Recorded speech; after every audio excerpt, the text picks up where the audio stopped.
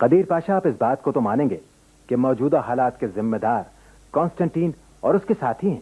جناب آپ بالکل صحیح فرما رہے ہیں، لیکن آپ کانسٹنٹین کے قاصد کے ساتھ نرمی سے پیش آئیے گا۔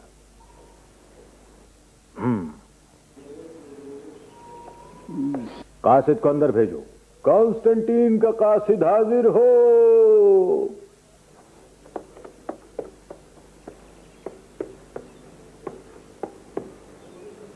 عزت مآب علی جا۔ اٹھو اٹھو، مجھے معلوم ہے کہ تم اس رقم کے سلسلے میں آئے ہو جو ہم تمہیں اپنے بوڑھے قیدی چچا کے لیے دیتے ہیں تاکہ تم اس پر ظلم نہ کرو، لیکن تم لوگوں نے میرے والد کے انتقال کے بعد اس رقم میں اچانک 3000 اشرفیوں کا اضافہ کر دیا ہے۔ صاف بات ہے کہ میں اس کے لیے قطعی تیار نہیں ہوں۔ ایسا لگتا ہے کہ جیسے جیسے میرے چچا بوڑھے ہو رہے ہیں وہ اتنے ہی مہنگے ہوتے جا رہے ہیں۔ ہم کانسٹنٹین کے اس مطالبے پر مزید غور کریں گے۔ اب تم جاؤ۔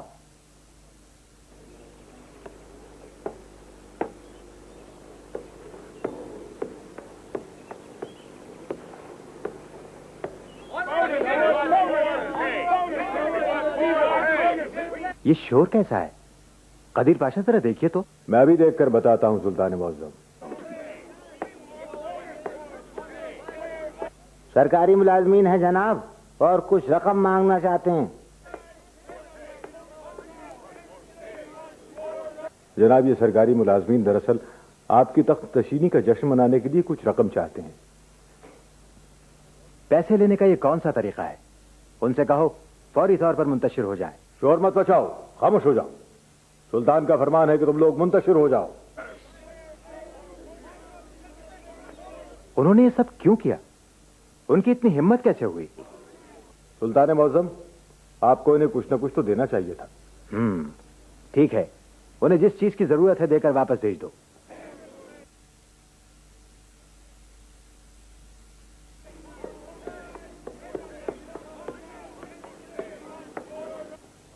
علی پاشا، آپ دیکھ رہے ہیں کہ ہر جگہ گڑبڑ ہے۔ اندر اور باہر جو سازشیں ہو رہی ہیں ان کی کیا وجہ ہو سکتی ہے؟ اب ایسا مزید نہیں ہوگا جناب۔ یہ سب کچھ اس وجہ سے ہو رہا ہے نا کہ میں حکمرانی کے وقت بچہ تھا، یا پھر میں کمزور ہوں اور حکمرانی کے قابل نہیں؟ نہیں سلطان معظم، ایسی تو کوئی بات نہیں۔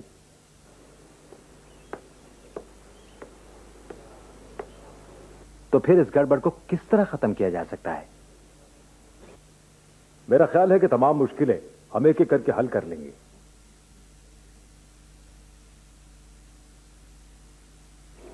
کیا میری زندگی انہی چکروں میں گزر جائے گی؟ نہیں علی پاشا، یہ تمام مسائل چاہے اندرونی ہوں یا بیرونی ایسے حل نہیں ہوں گے۔ انہیں آہنی ہاتھوں سے حل کرنا ہوگا۔ ملک کے تمام بزرگ دانشوروں کو ایک جگہ جمع کرو، میں ان کے ساتھ پہلی فرصت میں ملاقات کرنا چاہتا ہوں۔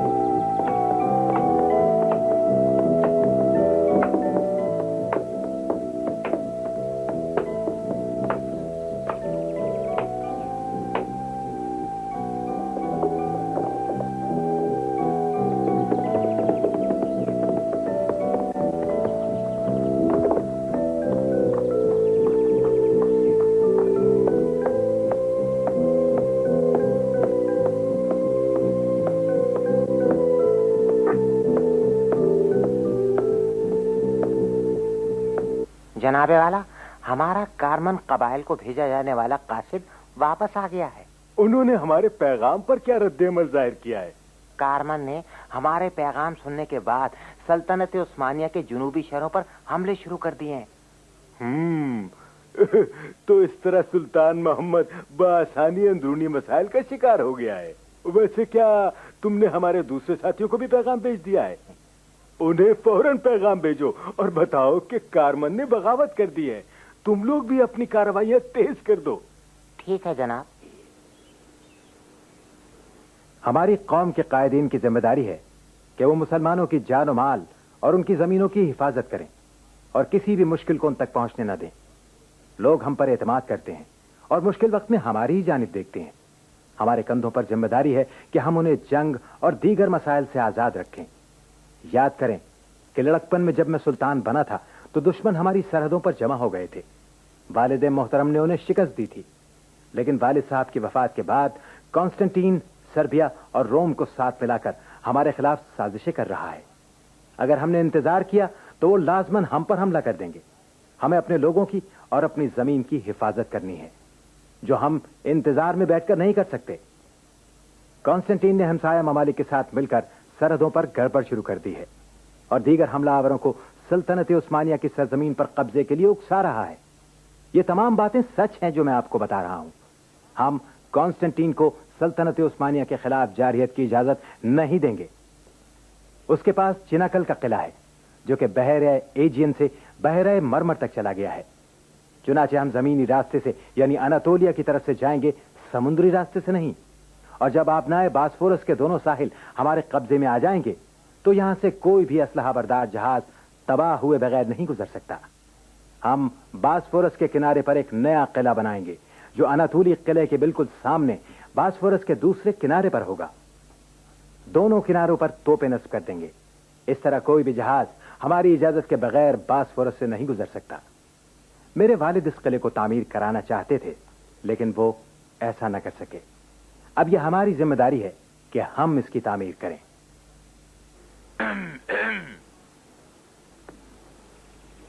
آپ کچھ کہنا چاہتے ہیں قدیر پاشا؟ معاف کیجیے گا سلطان، آپ قسطنطنیہ فتح کرنا چاہتے ہیں، لیکن اگر یہ قلعہ بنانے کی تجویز بازنطینیوں تک پہنچ گئی تو ایک اور صلیبی جنگ شروع ہو جائے گی۔ ہم ہر صورت میں یہ قلعہ تعمیر کریں گے اور اس کی تعمیر میں کسی کو آڑے نہیں آنے دیا جائے گا۔ کوئی دھمکی، خواہ وہ بازنطینیوں کی طرف سے ہو، کانسٹنٹین کی طرف سے یا کسی بھی صلیبی کی طرف سے، ہمارے دشمن اگر ہمارے خلاف متحد ہو رہے ہیں تو ہماری کمزور کارروائی انہیں روک نہیں سکے گی۔ ان کی جارحیت کے جواب میں خاموشی سے تو نہیں بیٹھا جا سکتا، اس سے ہمارے ارادے کمزور ہوں گے۔ مگر ہمیں عوام کے اعتماد پر پورا اترنا ہے، لہذا جاؤ، معماروں اور بڑھئیوں کو جمع کرنے کے علاوہ بڑی تعداد میں مزدوروں کو بھی ساتھ لے لو۔ ہمیں یہ قلعہ 3 مہینوں میں تعمیر کرنا ہے انشاءاللہ، اور اس طرح اس علاقے پر ہم کنٹرول حاصل کر لیں گے۔ اے قسطنطنیہ، اے قسطنطنیہ، اے میرے خوابوں کے شہر، انصاف اب تیرے دروازوں پر دستک دے رہا ہے۔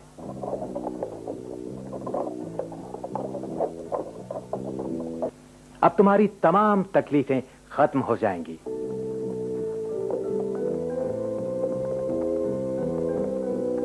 اب ایک نیا سورج طلوع ہوگا، جلد ہی ایک روشن صبح کا آغاز ہوگا۔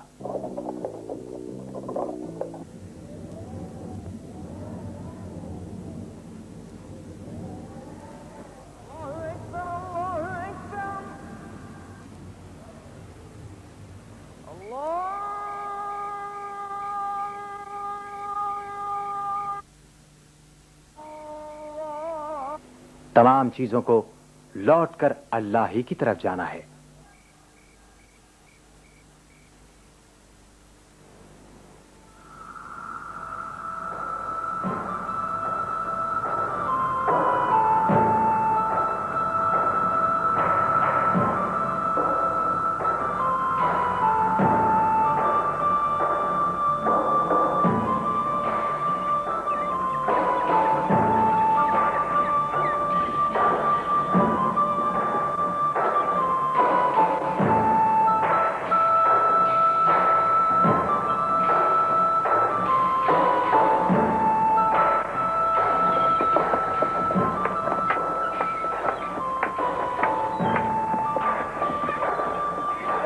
جو لکڑیاں اور تختے تیار ہو چکے ہیں انہیں برابر لگا دو اور کام کی رفتار بڑھا دو.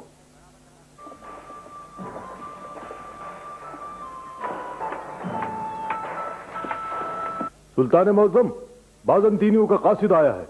اسے آپ کے پاس لایا جائے یا اسے پہاڑ کے نیچے ہی روک رکھے؟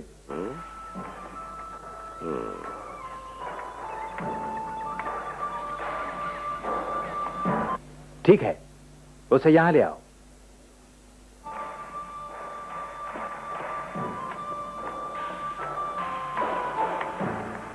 ہم کہاں جا رہے ہیں؟ سلطان کا خیمہ تو یہاں ہے، وہاں تو مزدوروں کا انچارج ہوگا. ایسے راستے سے چلو، ہم سلطان سے ہی ملائیں گے. اچھا، تو اگر اس قلعے کی تعمیر ہم روک دیں تو تمہارا بادشاہ ہمارے چچا کی رہائی سے متعلق درخواست پر دوبارہ غور کرے گا. صحیح ہے، لیکن اے قاصد، تمہاری اطلاع کے لیے عرض ہے کہ یہ قلعہ دراصل ہم تمہاری جارحیت سے اپنے لوگوں کو بچانے کے لیے تعمیر کر رہے ہیں. تمہاری زمین کی ہوس نے میرے والد کو سکون سے نہیں رہنے دیا. ہم ماضی کے ان برے دنوں کو نہیں بھولے جو ہم نے تمہاری وجہ سے پریشانی میں گزارے. تمہارے بادشاہ کو بھی یاد ہوگا کہ اس نے کس طرح سے میرے والد کو پریشان رکھا. میرے والد نے اس علاقے میں بچاؤ کے لیے قلعے کی تعمیر کا منصوبہ بنایا تھا جس پر وہ عمل نہ کر سکے، لیکن اب میں اس منصوبے کو تکمیل تک پہنچاؤں گا. اور یاد رہے کہ اناطولی ساحل کا تعلق ہم سے ہے، کیونکہ یہاں بسنے والوں کی اکثریت مسلمان ہے، اور دوسری جانب رومیلی ساحل کا تعلق بھی ہم ہی سے ہے، کیونکہ تم لوگ وہاں کے لوگوں کی حفاظت کی ضمانت نہیں دے سکتے. لہذا تم اپنے بادشاہ سے کہہ دو کہ وہ اس قلعے کی تعمیر میں مداخلت نہ کرے. اب تمہیں اجازت ہے، تم جا سکتے ہو، اور آئندہ تم کو اس طرح کے مطالبے کے ساتھ اپنے سامنے کھڑا نہ دیکھوں.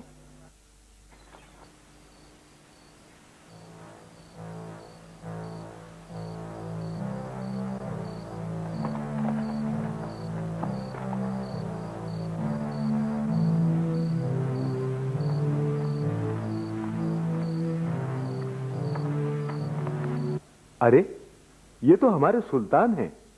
سلطان معظم، ہم آپ کو بالکل پہچان نہیں سکے. آؤ، اب ہمیں فوراً روانہ ہو جانا چاہیے.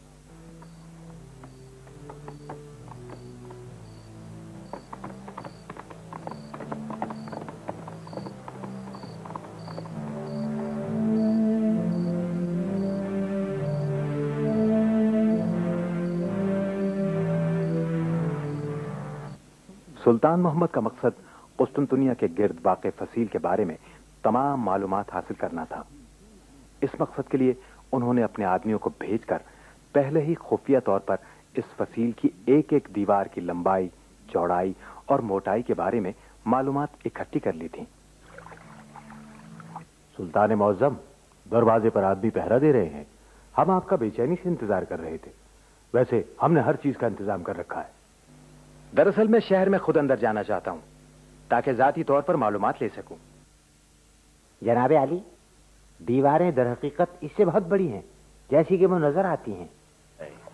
بڑی ہونے کی وجہ سے ان کی پیمائش زیادہ آسان ہوگی.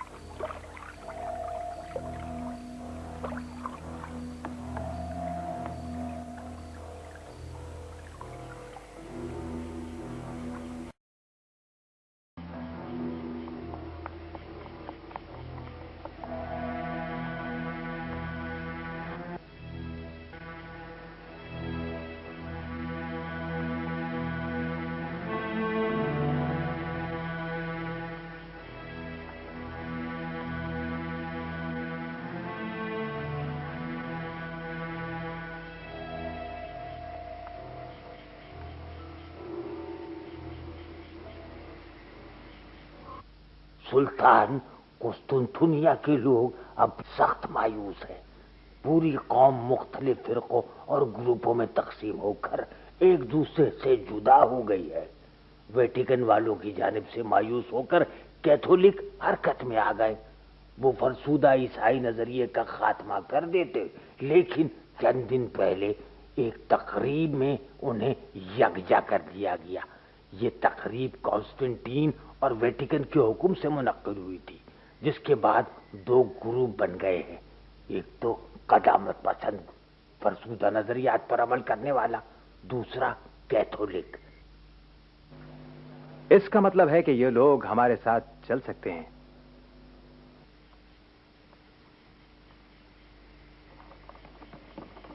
خدا تمہیں اپنی حفظ و امان میں رکھے۔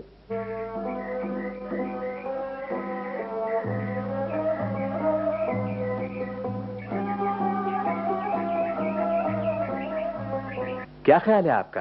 ہمارے لوگ تو اس قلعے کی تعمیر کے مخالف تھے، لیکن اب دیکھو تو اس کی خوبصورتی اور عظمت آنکھوں کے سامنے کیسی ابھرتی جا رہی ہے۔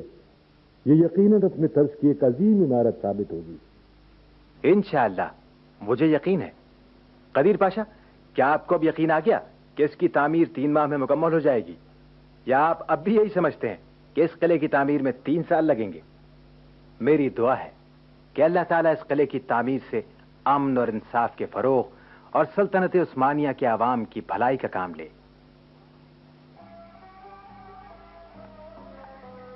سلطان معظم شیخ شمس الدین اوپر آنے کے منتظر کھڑے ہیں۔ ارے استاد محترم کو فوراً یہاں لے آؤ۔ جی بہتر جناب۔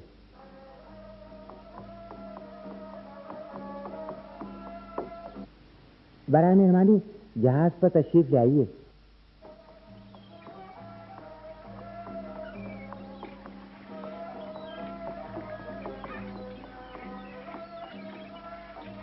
السلام علیکم سلطان، میں آپ سے بلاسکنز کا تعارف کرا دوں۔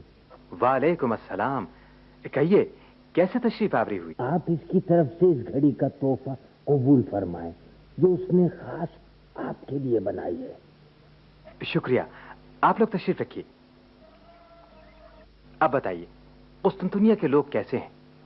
کیا وہ اب بھی اس قلعے کی تعمیر سے خوفزدہ ہیں؟ نہیں محترم سلطان، ہمیں خوفزدہ ہونے کی کوئی ضرورت نہیں، کیونکہ قسطنطنیہ کے عوام کے پاس اب کوئی ایسی چیز ہے ہی نہیں کہ جس کے جانے کا انہیں خوف ہو۔ صرف بادشاہ اور اس کے مشیر خوفزدہ ہے۔ قسطنطنیہ کی تاریخ میں کبھی ایسے برے حالات پیش نہیں آئے جو کہ موجودہ حکمران کے عہد میں پیش آ رہے ہیں۔ عوام بے انتہا سختیاں جھیل رہے ہیں، لیکن قسطنطین کو عوام کی کوئی پرواہ نہیں ہے۔ ہم لوگ دور سے آپ کا انصاف اور مساوات دیکھ کر حسرت میں مبتلا ہو جاتے ہیں۔ میرا انصاف مجھے میرے دین اسلام نے سکھایا ہے۔ میں تمہیں یہ بھی یقین دلاتا ہوں کہ میرے دروازے ہنرمندوں اور اہل علم کے لیے ہمیشہ کھلے ہیں۔ بہت شکریہ جناب، آپ سے ملاقات اور گفتگو میرے لیے ایک بہت بڑا اعزاز ہے۔ اصل بات بھی یہ ہے کہ میں واپس قسطنطنیہ جانا نہیں چاہتا۔ کیا آپ کو لوہا پگھلانے کا کام آتا ہے؟ ہمیں ایک توپ بنانی ہے۔ میں تو اس سلسلے میں شاید کوئی مدد نہ کر سکوں، لیکن میرا دوست اوربان اس کا بڑا ماہر ہے۔ کیا تم سمجھتے ہو کہ وہ ہمارے ساتھ کام کر سکتا ہے؟ کیوں نہیں، لیکن وہ ایک طویل عرصے سے قید ہے۔ تو پھر ہمیں اسے قید سے نجات دلانی ہی پڑے گی۔ سن 1452 عیسوی کے موسم بہار تک رومیلی قلعہ مکمل ہو گیا۔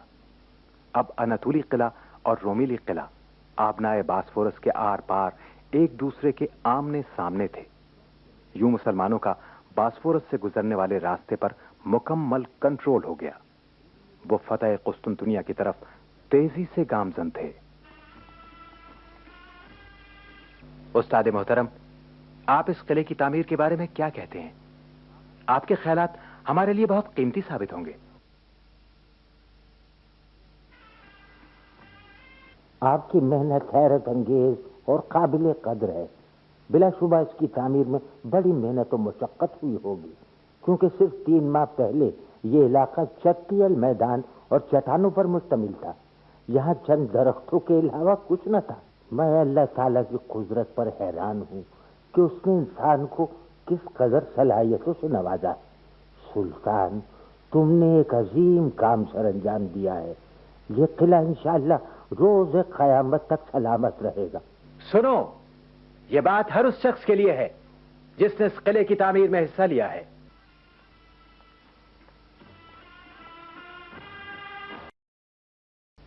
اے قسطنطنیہ کی مضبوط فصیلوں، اے انصاف کے منتظر در و دیواروں، ہم آ رہے ہیں تمہیں آزادی دلانے کے لیے، انصاف کا بول بالا کرنے کے لیے۔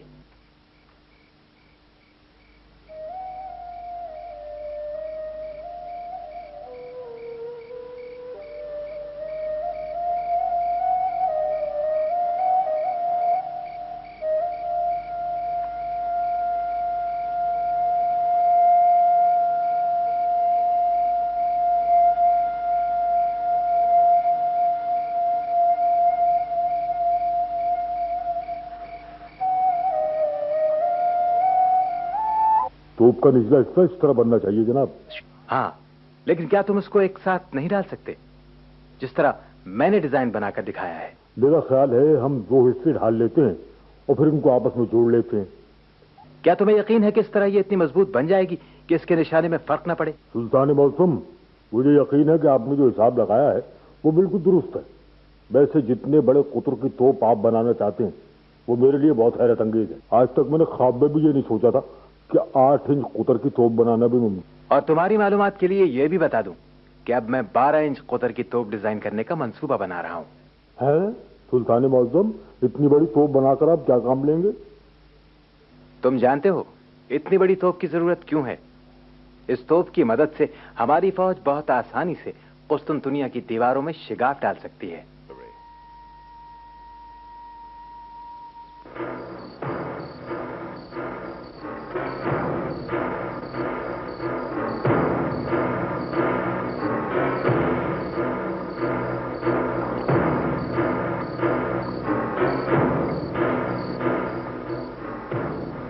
سلطان محمد جانتا تھا کہ یہ توپ ایک فیصلہ کن کردار ادا کر سکتی ہے، یا تو قسطنطنیہ کی فوج اس کی وجہ سے بغیر لڑے ہتھیار ڈال دے گی، یا یہ خود ہی اس کی فصیلوں میں شگاف ڈال کر فتح کا راستہ کھول سکتی ہے۔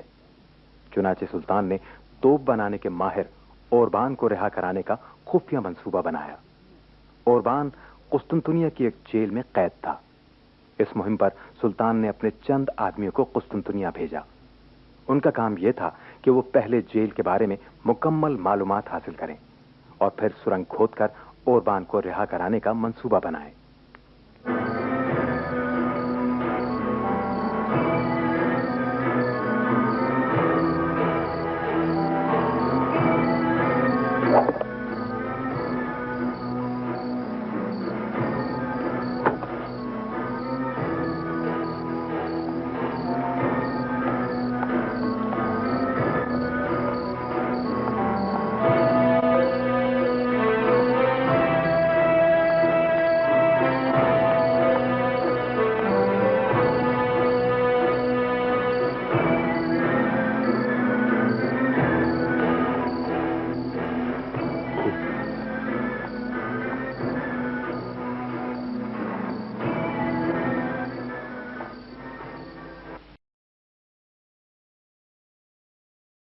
ہم نے دیوار کی اونچائی اور چوڑائی ناپ لی ہے اور دیوار سے قید خانے کا فاصلہ بھی ناپ لیا ہے۔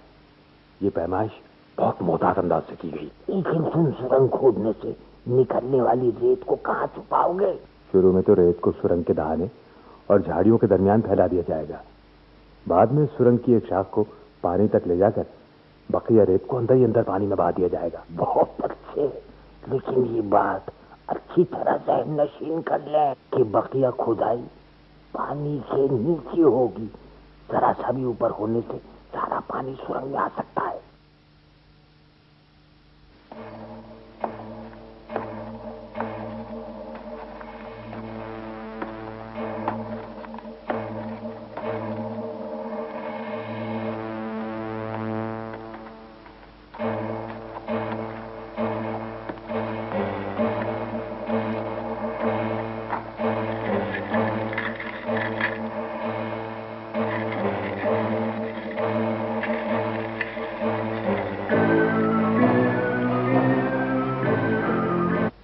سو جاؤ قیدی، سو جاؤ۔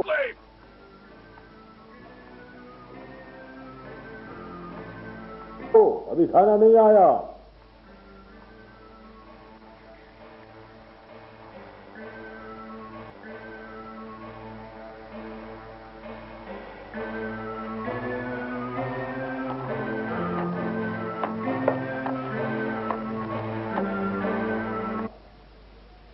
उठो कैदी, खाना खा लो।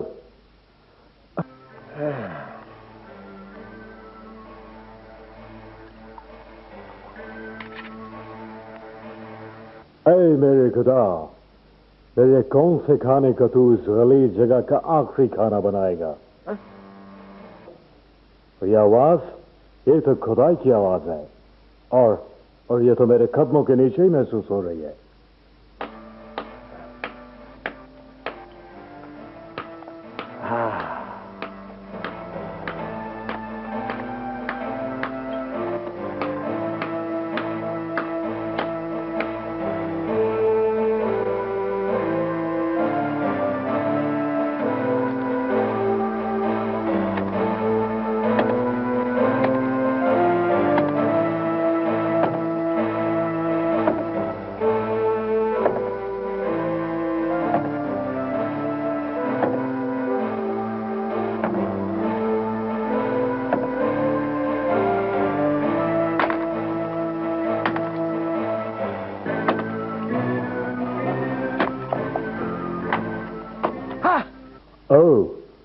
ये तो यहां तक पहुंच गए हैं।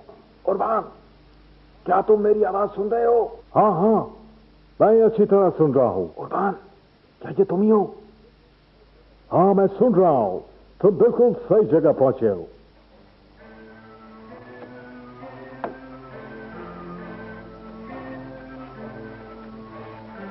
हाँ, तुम्हारी कोठरी से क्या आवाजें आ रही हैं? क्या हो रहा है ये? अरे तुम्हारा बिस्तर कमरे के बीच में क्यों पड़ा है? कोई बात नहीं भाई, मैं तो सिर्फ कमरे की सफाई कर रहा था। बोलो, क्या हो रहा है ये? हटो मेरे आगे से।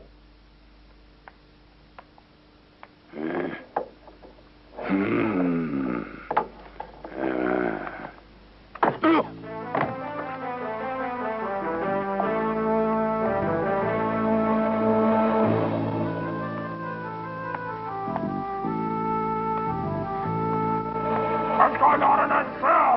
Huh? Hey, what's going on? Happening? Follow me. Come on, hurry. Huh?